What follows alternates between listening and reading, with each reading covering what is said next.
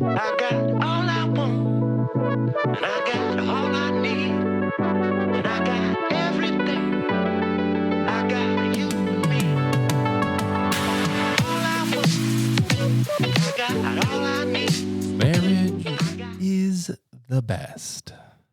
Welcome back to Marriage is the Best. We're so glad that you have chosen to join us today.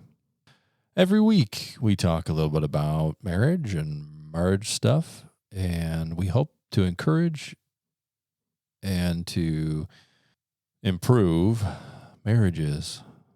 So, we hope that today you will be encouraged and improved.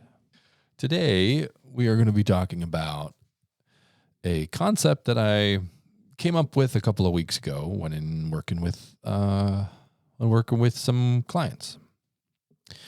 And I have lovingly named this concept the stack. The stack is a buildup of unresolved issues. Essentially what we're talking about is over time, issues arise in our relationships. And as they arise, we can either deal with them as they come, or we can allow them to enter the stack. The stack can grow, or we can choose to manage it. Hurts and wounds tend to enter the stack, and they can get pretty hurt and wounded as they go and as they grow. All unresolved issues that create hurts and wounds tend to get put in the stack. And oftentimes, when people are feeling unheard or unseen or misunderstood or unknown, that stack builds quite quickly. I'm not feeling connected to you. Some of the things that you are doing and saying, not doing, not saying, not hearing me on, are getting placed in this space in between us. And that's oftentimes where the stack goes. It's almost like you're sitting across from your partner at the dinner table, and the hurts and the wounds, they get added up, and with enough in this stack, you're not really able to see your partner, especially because those wounds and hurts can build up right in between you. It can make it feel like there's a wall of woundedness keeping you from your partner.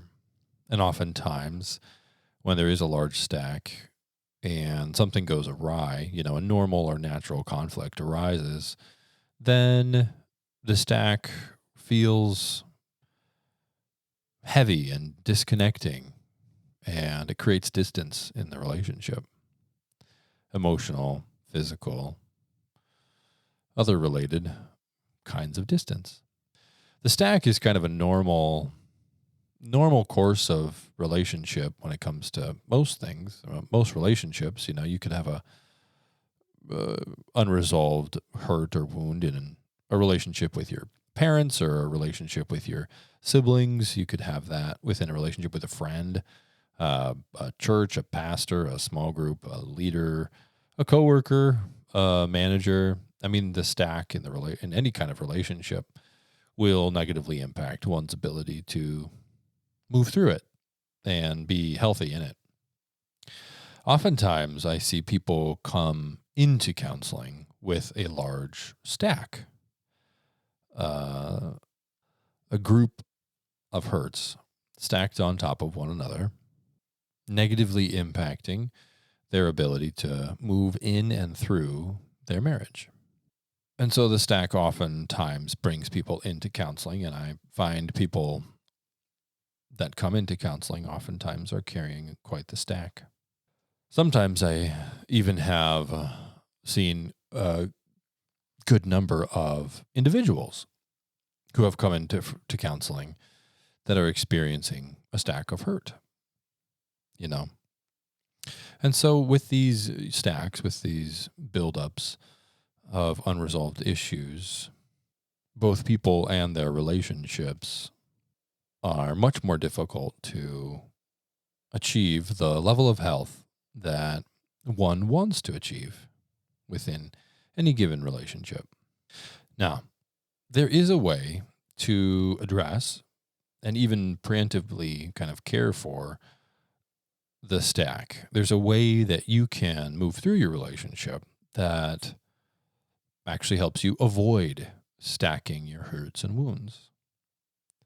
And essentially, the ultimate kind of stack care is through leaving nothing unrepaired, coming at your relationship with the idea that no conflict is too small, that all the conflict that we, enter into, that comes across, that we come across in our relationship is dealt with and addressed. It's something that we go after, knowing that if we don't address the things that are coming up, the wounds and the hurts and the struggles and the conflict, that those things can and very well may get stacked in between us. When we go at the stack, when we set up our marriage in such a way that things can't get stacked up by regularly connecting and regularly repairing and not allowing small things to build, we protect our marriage and they become more sustainable. Because as a stack grows, it gets more and more difficult to address. It doesn't mean it can't be addressed. Pretty much all stacks can be addressed. But unfortunately, the more stacked wounds and hurts that you have, the more work there is to be done to kind of resolve and heal and get to a place in your relationship that you really want to be in.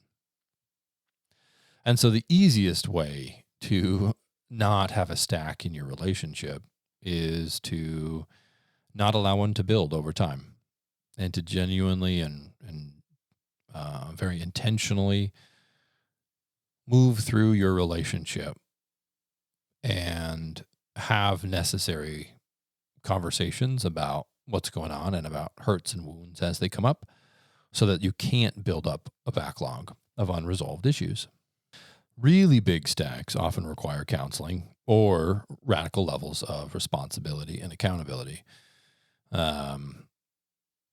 Really big stacks are difficult to work through, but not impossible.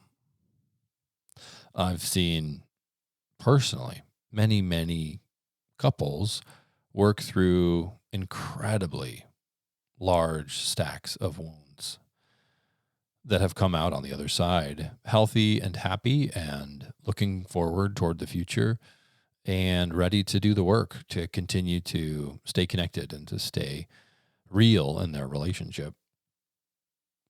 But it takes a lot of work. It's a lot of work to engage the wounds and the hurts and the slights and the discomfort and the conflict. It takes a lot of work to address those in the day-to-day, as they come up. But it's also a lot of work, maybe arguably even more work, a lot more work, to let the stack grow and build and then to attempt to address the stack after it's grown. This week, as I reflected on our relationship, it was a really good week for Bex and I. We spent a lot of very intentional time connecting. We worked well as a team. The foibles and, idiosyncrasies that often come out, especially from my end of things, were covered in grace, which is one of the ways that we talked about prioritizing each other. And it was just a really close week. We were close. We were intimately connected, emotionally and relationally connected this week. And it felt really good to be putting in lots of work to defend our relationship from the stack coming and causing problems. And it's something that we have worked really hard at for a very long time. And seeing the fruit of it is something that you don't always hear about. You don't always hear about relationships that that are putting in the work that are benefiting from it. And so part of the reason to talk about this stack today was actually to say that when you set your relationship up and it is guarded from the stack and you are able to avoid stacking up wounds and hurts and difficult things, it's a really beautiful thing and it's worth it. And the fruit is really, really sweet. And it does make your relationship feel way more sustainable and healthy. Now, if you're listening to this and you have a large stack between you and your partner, it's difficult to see them. It's difficult to be near them. It's difficult to go to bed with them. It's difficult to be in the same house as them. It's difficult to communicate with them because oftentimes when the stack is way high, communication almost becomes impossible. Once the stack's at a certain level, right, you can't even really see your partner at all. And so if you can't see them and you can't communicate really clearly with them, and all you're really seeing is you're just surrounded by these wounds and these hurts that have crept up and built up over time, it can be incredibly discouraging and hurtful. And oftentimes people start feeling very alone. People start feeling unseen and unheard and misunderstood and disconnected. Ultimately, long form disconnection kind of settles in. And it can make it really difficult to want to work on anything. Every relationship that I have seen die and go away, there's a grief around that. And sometimes I think that our relationships need a kind of phoenix mentality of death and rebirth. The phoenix is a legendary creature, a bird that burns up in fire and then rebirths, if that's a word, and comes back to life. And sometimes marriages and marriage covenants, when they've been broken or when they've been wounded or when they've been managed really poorly and the stack is way too high, sometimes they need a refresh. Sometimes they need new life.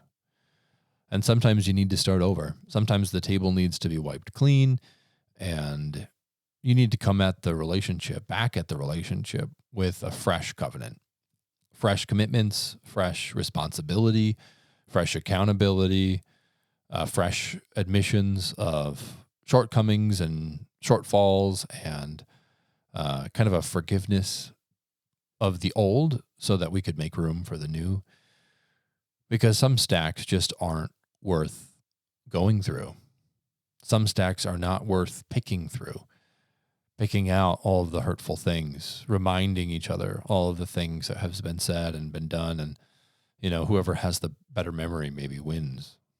But ultimately, the marriage in and of itself is worth working on, worth working toward, worth overcoming the stack so that you can have a future with your life partner.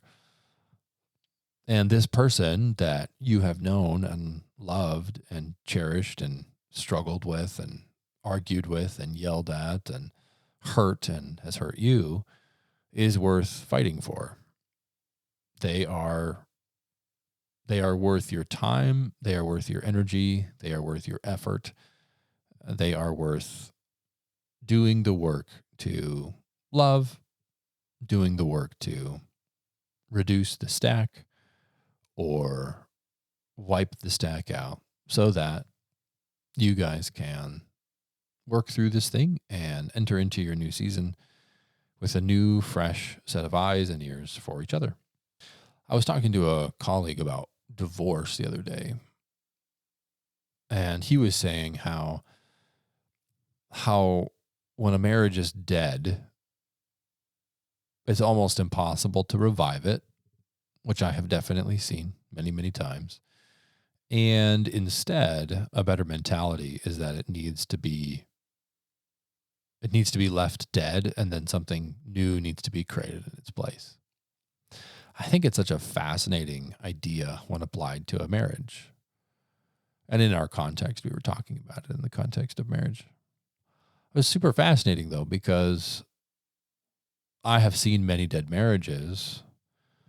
And most of the time when I'm seeing a dead marriage, it feels like something, there's a certain feeling. There's a certain feel that comes along with a marriage that has died. But when I think about like creating something brand new and how much hope there is, if there is a way to like remove your stack from your relationship and you were able to have something new, create something new, a new covenant, right? The first marriage covenant is broken. It's dead. There's so much hurt and woundedness. But if there's responsibility on both sides and a willingness to create something new, I think it can be done. I think it can be redeemed. I think that the relationship can move forward as long as there isn't abuse or misconduct or addictions, getting in the way of the people growing and moving forward. If those things have been overcome or those things have been addressed, then I think that new life can be breathed into the relationship. And all it would really take is two people willing to own their part of the stack, willing to move forward with new covenantal decisions, new covenantal intentions to honor one another and to rebuild the connection so that they can move forward, so that they can enter into the next season of their lives, whether it be, the disillusionment phase or the teamwork phase or the disruption phase or, whatever phase they're in. If they were to move forward into that next phase, if they could move forward with this new covenant, a new marriage, essentially. And I finally kind of understood in that moment when we were talking about it, the idea that somebody would renew their vows.